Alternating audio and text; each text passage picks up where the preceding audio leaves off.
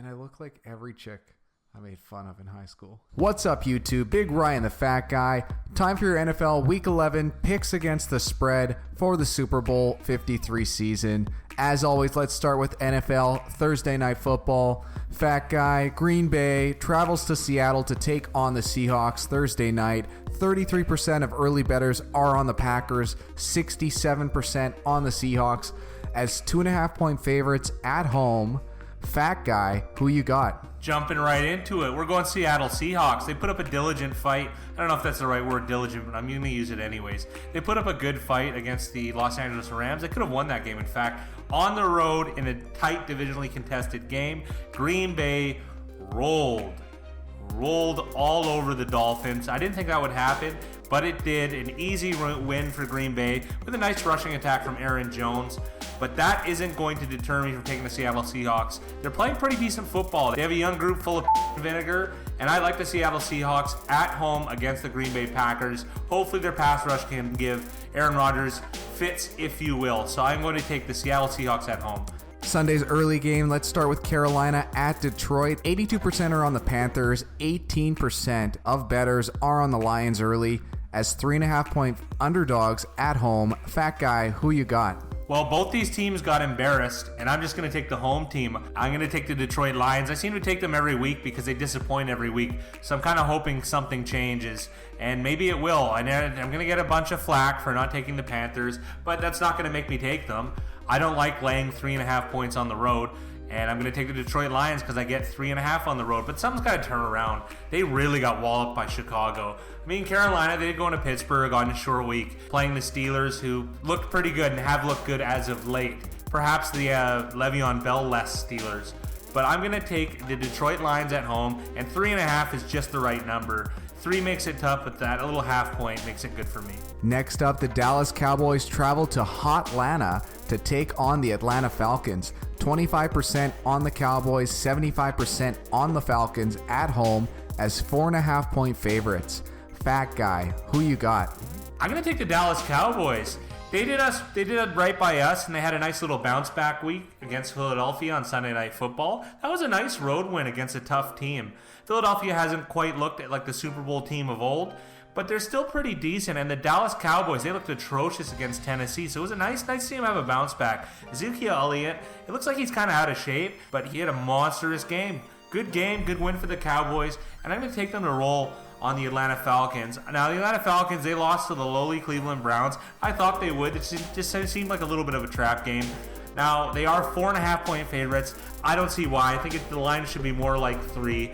I'm going to take the Dallas Cowboys and the 4.5 points, and I think Elliott could run wild on this depleted defense. That is, unless Coach Dan Quinn comes up with some sort of formula to stop him. Next up, Cincinnati Bengals travel to Baltimore to take on the Ravens. Still too early to know what the percentages are going to be public-wise. The Baltimore Ravens somehow, though, are 5.5-point favorites at home, with Flacco probably not going to play. Fat Guy, who you got? This is just a weird game. And now the Ravens, they have had time to game plan as they've had a bye this past weekend, so maybe that's playing into it a little bit. Cincinnati got trounced by the Saints, but that seems to be every team. So does it really mean anything? No. I'm surprised Cincinnati got trounced by the Saints, but I'm learning every week, and that makes me take the Bengals once again. I mean, if it's Robert Griffin III or Lamar Jackson or some combination of the two, I'm pretty confident in the Bengals. And even if Joe Flacco was starting, it wouldn't deter me whatsoever. I'm going to take the Bengals. I'm going to take the points. I'm hoping that I'm seeing through this line and there isn't something interesting that I missed. So let's take the Bengals and the points. Tennessee Titans travel to Indianapolis to take on the Colts. 77% on the Titans, only 23% on the Indianapolis Colts as 3-point favorites at home. Fat Guy, who you got? Well, the Titans really couldn't look better. They had a convincing win against Dallas, and they just beat up on the New England Patriots. I've liked the Titans pretty much all season and before the season. They have a nice roster on paper. Looks really good.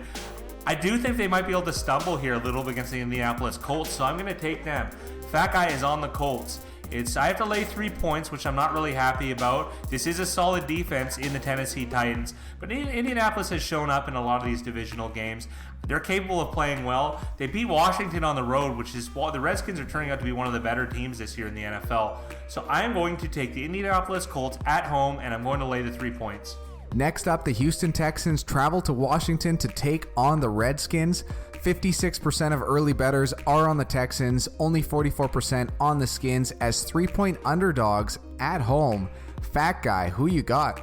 This is easy for me. I'm going to take the Washington Redskins. You guys know I like them. Now, I did go against them this week. They played Tampa Bay. Tampa Bay really could have won that game. They had 500 yards of offense, and they had 3 points.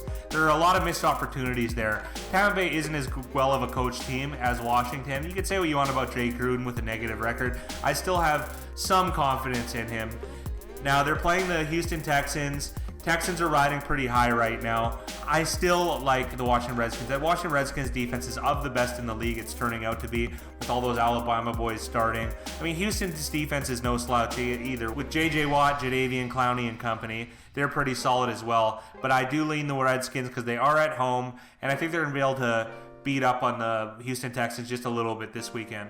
Next up, the Tampa Bay Buccaneers travel to New York to take on the Giants. It's still too early for percentages to be out, but the Giants are 1-point favorites at home. Fat guy, who you got? As Bubba Sparks would say, this game is ugly.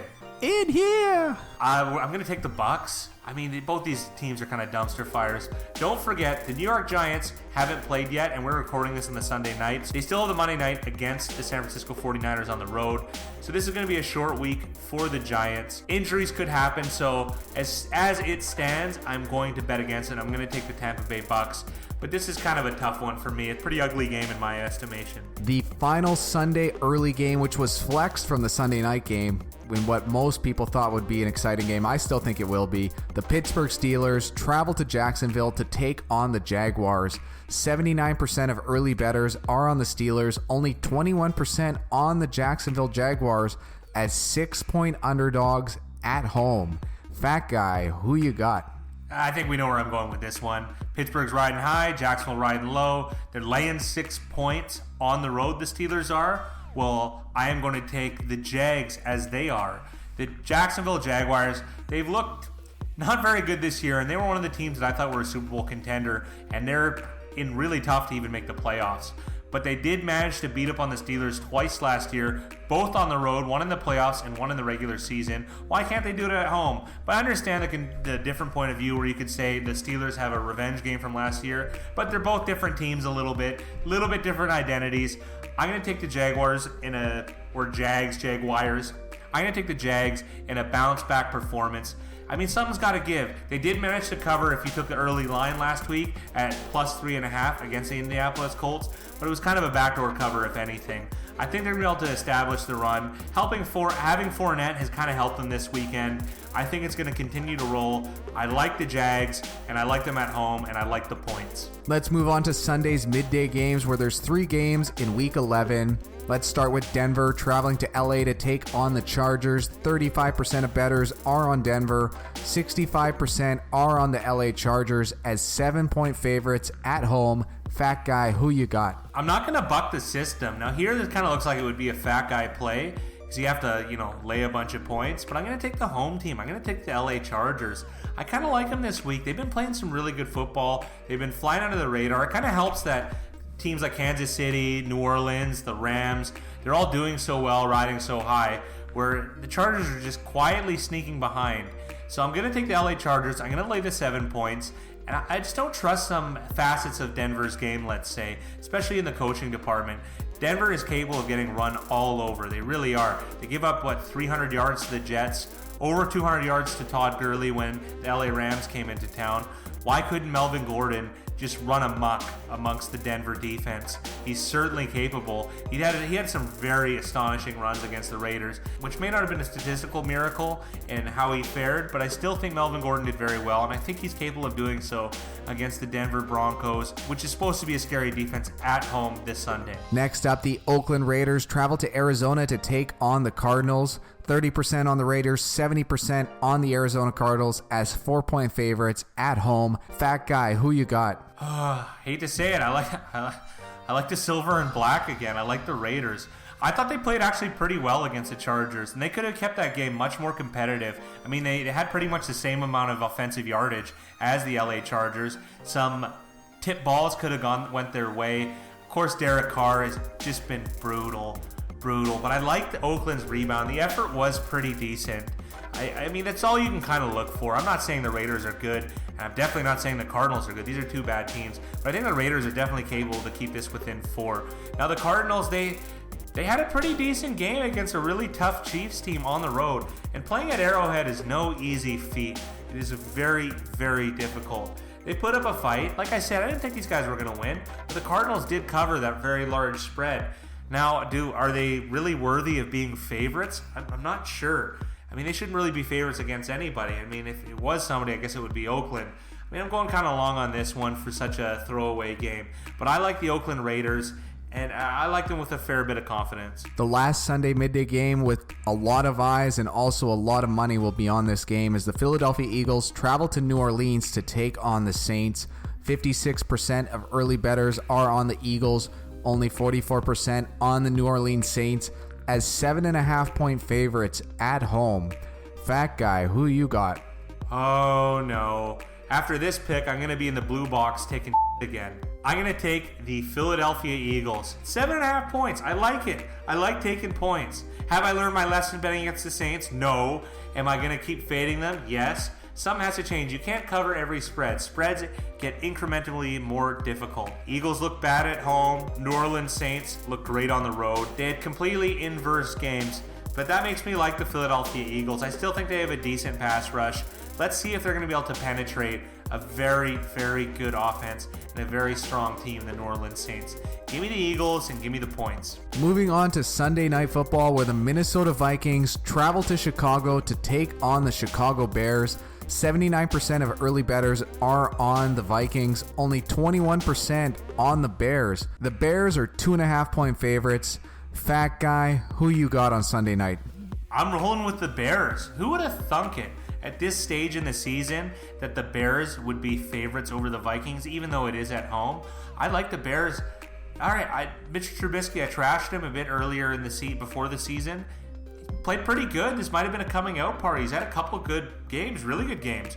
One against Tampa Bay and one against this past weekend against Detroit. I like the Bears, even though Minnesota's coming off a bye, and I think the Bears could have a strong performance at home in a divisional matchup. On Monday Night Football, there is a marquee matchup for Week 11. The Kansas City Chiefs and the LA Rams play in Mexico. It's technically a home game for the Rams, but obviously the game is in Mexico. Right now, bets are pretty much split 50-50. 49% on the Chiefs, 51% on the Rams as 1.5-point favorites. Fat guy, who you got? This is a pretty razor-thin game. I like both teams are really impressive. I'm going to ride with who I think is the slightly better team, the Los Angeles Rams. And there's also something weird to point out. If anyone remembers the game last year in Mexico City, it was the Raiders against the New England Patriots, and Steven Gostkowski hit like a 60-yard field goal or something of that nature. The altitude, pretty high altitude there. The air is light, it's easy to kick a ball pretty far. Now let's think about Greg the Leg Zuerlein, who's back in the lineup for the Rams. This could be a few long ones for him if need be. I do like the Rams, not for that reason necessarily, but it is a nice tidbit to add in here. I'm going to take the Los Angeles Rams over the Chiefs because I do think they're a little bit better, but nothing would surprise me either way. This is a really exciting game to watch, for me at least. A possible Super Bowl preview. As well as a neutral field. Fantastic, yes. And the odds makers do have the Rams as one win better than the Kansas City Chiefs with that 1.5-point line on a neutral field. Fat guy, it's time for the lightning round. Let's start with Thursday Night Football. The Green Bay Packers travel to Seattle. Who you got? Seahawks at home. Sunday's early games, Carolina at Detroit. Lions at home. Dallas at Atlanta. The boys on the road. Cincinnati at Baltimore. The Bengals on the road. Tennessee at Indianapolis. Colts at home. Houston at Washington.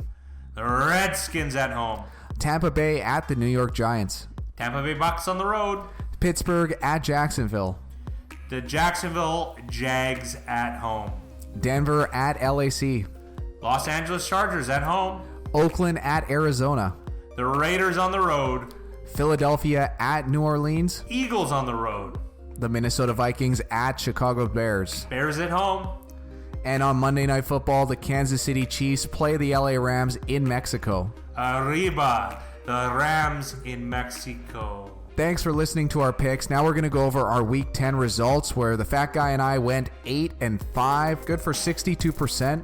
Well, we went 8-5. That's decent. I mean, we're back in the win column again. It's been about a month, it feels like. Yeah, 4 weeks in a row, a month.